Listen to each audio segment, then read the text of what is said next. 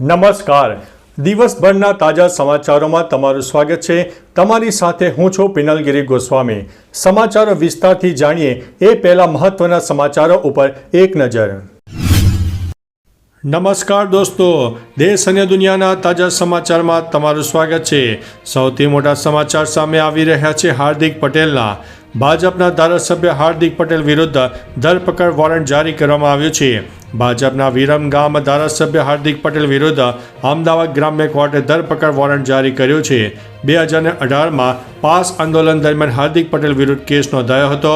આ કેસમાં હાર્દિક પટેલ સહિત ગીતા પટેલ, કિરણ પટેલ અને આશિષ પટેલ સામે કેસ નોંધવામાં આવ્યો હતો. સોશિયલ મીડિયા પર આ મુદ્દો વાયરલ થયો છે, પરંતુ હાર્દિક પટેલની તરફથી હજુ કોઈ પ્રતિક્રિયા આવી નથી. મિત્રો, અન્ય મહત્વના સમાચારની વાત કરીએ તો ઘોગંબામાં ગેસ લીકેજ, એક વ્યક્તિનું થયું છે મોત. ઘોગંબામાં ગેસ લીકેજની ઘટનાને કારણે અફરાતફરીનો માહોલ સર્જાયો. પંચમહાલ જિલ્લાના ઘોગંબા તાલુકામાં રણજીતનગરની GFL ફેક્ટરીમાં અચાનક ગેસ લીકેજ થયો, જેના કારણે એક વ્યક્તિનું મોત થયું છે, જ્યારે 25 લોકો મૂર્છિત થતાં તેમને હોસ્પિટલમાં ખસેડાયા છે. રાજગઢ પોલીસ અને જિલ્લા પ્રશાસન તાત્કાલિક હરકતમાં આવીને તમામ કર્મચારીઓને સુરક્ષિત રીતે બહાર કાઢ્યા હતા. ગેસ લીકેજનું કારણ હજુ અકબંધ છે. મિત્રો, અન્ય મહત્વના સમાચારની વાત કરીએ તો નેપાળમાં ભારતીય મહિલા પર હુમલો. નેપાળમાં જૈન ઝેડ વિરોધ પ્રદર્શન વચ્ચે પોખરાથી ચોંકાવનારો વિડીયો સામે આવ્યો છે, જેમાં એક ભારતીય મહિલા મોદી સરકાર પાસે મદદની અપીલ કરી રહી છે. મહિલાનો દાવો છે કે જે હોટલમાં તે રોકાઈ હતી તેમાં પ્રદર્શનકારીઓ આગ લગાવી દીધી છે.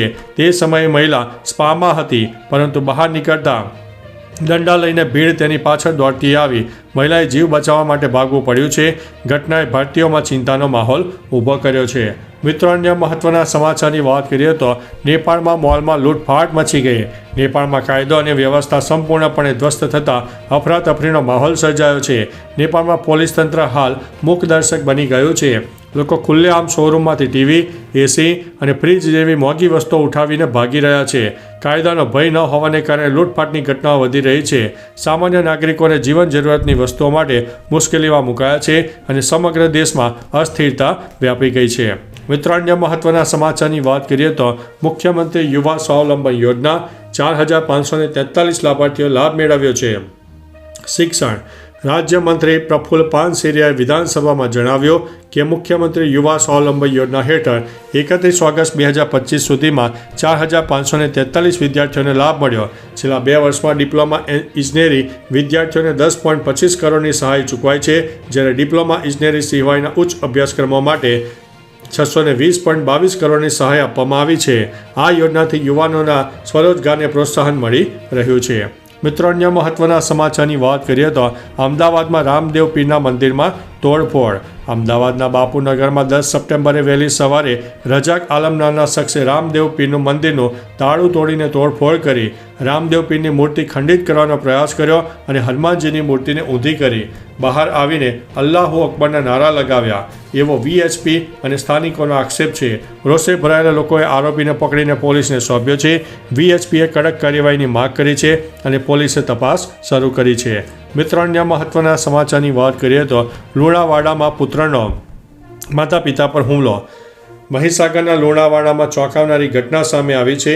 એક પુત્રે હથિયારથી માતા પિતા પર હુમલો કર્યો, જેમાં પિતાનું મૃત્યુ થયું. માતા ગંભીર રીતે ઈજાગ્રસ્ત બની છે. હોસ્પિટલમાં સારવાર હેઠળ છે. આરોપી પુત્રે પોતાને પણ ઈજા પહોંચાડી છે. તે હોસ્પિટલમાં દાખલ છે. લુણાવાડા પોલીસે ઘટના સ્થળે પહોંચીને તપાસ શરૂ કરી છે. હુમલાના કારણો અને વિગતોની શોધ ચલાવવામાં આવી છે.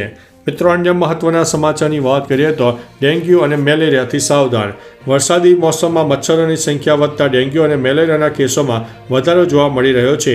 સુરેન્દ્રનગર અને આસપાસના વિસ્તારમાં છેલ્લા દિવસોમાં ડેન્ગ્યુના 10 કેસો નોંધાતા તંત્ર એલર્ટ બન્યું છે.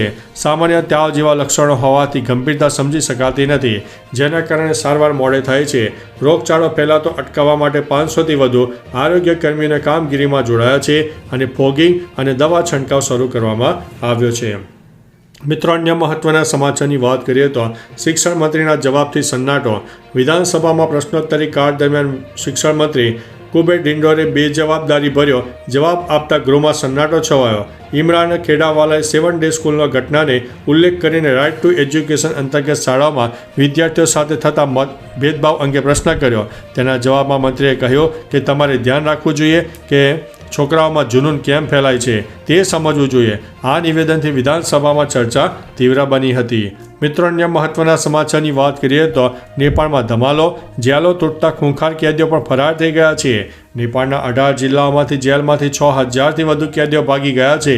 નેપાળમાં 3 દિવસથી ચાલી રહેલા પ્રદર્શનને કારણે આ ઘટના પ્રકાશમાં આવી છે. કેદીઓએ જેલની દિવાલો અને દરવાજા તોડીને ભાગી જવાની યોજના બનાવી હતી. આ ઘટના પછી પરિસ્થિતિ વધુ વણસી છે અને કેદીઓને શોધવા માટે સુરક્ષા દળો તૈનાત કરવામાં આવ્યા છે. મિત્રો, અન્ય મહત્વના સમાચારની વાત કરીએ તો ચૈતર વસાવા સામે કેસનો મામલે વિધાનસભામાં અવાજ ઉઠ્યો છે. વિધાનસભામાં આપ અને કોંગ્રેસે ધારાસભ્ય ચૈતર વસાવા સામે ખોટા કેસ દાખલ થવાનો મુદ્દો ઉઠાવ્યો હતો. આપના ગોપાલ ઇટાલિયા મુખ્યમંત્રીને મળીને પોતાના પરના દુર્વ્યવહારની ફરિયાદ કરી. જણાવ્યું કે ચૈતર વસાવા આદિવાસી અવાજ છે અને તેમના વિકાસથી ખફા તત્વો કાવતરું રચી રહ્યા છે. વિસાવદર પોલીસે ધારાસભ્યના વિશેષ અધિકારનું ઉલ્લંઘન કર્યું છે. પાટણમાં ધારાસભ્ય સાથે અસંવૈધાનિક વર્તનનો આક્ષેપ પણ ઉઠાવ્યો છે. મિત્રો, અન્ય મહત્વના સમાચારની વાત કરીએ તો ઝારખંડના રાંચીથી ISIS આતંકવાદીની ધરપકડ. બુધવારે ઝારખંડથી રાજધાની રાંચીથી મોટા સમાચાર સામે આવ્યા છે. રાજ્યની રાજધાની રાંચીમાંથી એક શંકાસ્પદ ISIS આતંકવાદીની ધરપકડ કરવામાં આવી છે. દિલ્હી સ્પેશિયલ સેલની ટીમ લાંબા સમયથી આ શંકાસ્પદ આતંકવાદીને શોધી રહી હતી. હવે દિલ્હીના special cell Jharkhand ATS Ranchi police દ્વારા સંયુક્ત ઓપરેશનમાં શંકાસ્પદ વ્યક્તિને રાંચીથી ધરપકડ કરવામાં આવી છે. મિત્રો, અન્ય મહત્વના સમાચારની વાત કરીએ તો રામધાણી કોઈ કોળવર છે કે શું? રાજ્યનું નવું ટ્રેન્ડ સામે આવ્યું છે. રાજ્યમાં એક તરફ ગુજરાત પોલીસ નંબર પ્લેટ વિનાના અને કાળી ફિલ્મવાળા વાહનો સામે દંડનીય કાર્યવાહી કરી રહી છે. સરકારે સ્પેશિયલ ડ્રાઈવ હેઠળ કાર્યવાહી હાથ ધરી છે. તેવામાં હવે ગાડીઓની નંબર પ્લેટની જગ્યાએ રામાધણી શબ્દ લખેલ હોય અને કાળી ફિલ્મ લગાવેલી ગાડીઓને લઈને અનેક સવાલો ઊભા થયા છે. તો શું રામાધણી કોઈ કોળવડ છે? બીજી તરફ એવો સવાલ ઊભો થયો છે કે પોલીસ આવા લોકો સામે કાર્યવાહી કરશે ખરી? મિત્રો, તમે શું કહેશો? મિત્રો, અન્ય મહત્વના સમાચારની વાત કરીએ તો 3 દિવસમાં 3 દેશની સરકારો લડાવ થઈ છે. જાપાનમાં વડાપ્રધાને નબળા જન સમર્થનને કારણે રાજીનામું આપ્યું. ફ્રાન્સમાં મોંઘવારી અને અમુક સુધારાઓ ઉપર સરકારનો બહુમત તૂટ્યો. નેપાળમાં ભ્રષ્ટાચાર અને સોશિયલ મીડિયા પ્રતિબંધ જેવા મુદ્દાઓને લઈને જનતા સડક ઉપર ઉતરી આવી. આંદોલન તોફાની બન્યું અને વડાપ્રધાને રાજીનામું આપ્યું. મિત્રો, અન્ય મહત્વના સમાચારની વાત કરીએ તો છેલ્લા 70 કલાકથી ભાખરી ગામ સંપર્ક વિહોણું બન્યું છે. બનાસકાંઠામાં 2 દિવસથી ભારે વરસાદે તબાહી મચાવી છે. સોઈ ગામ, ભાભર, વાવ અને થરાદ તાલુકાઓ જળમગ્ન થયા છે. વાવમાં પૂર જેવી પરિસ્થિતિ છે. ભાખરી ગામ 70 કલાકથી સંપર્ક વિહીન છે. ઠીમાં વાવ માર્ગો બંધ છે. નદી નાળા છલકાયા છે. ખેતરો બેટમાં ફેરવાયા છે. 280થી 289 ગામોમાં વીજળી ખોરંભે છે. 500થી વધુ લોકોનું રેસ્ક્યુ કરવામાં આવ્યું છે. NDRF અને પોલીસ સક્રિય થઈ છે. વાવ અને સુઈ ગામમાં 10 સપ્ટેમ્બરે શાળા કોલેજો પણ બંધ રખાઈ હતી. તો ચાલો મિત્રો, ફરીથી દેશ અને દુનિયાના સુપરફાસ્ટ સમાચાર લઈને મળતા રહીશો. ત્યાં સુધી અમને રજા આપશો. નમસ્તે.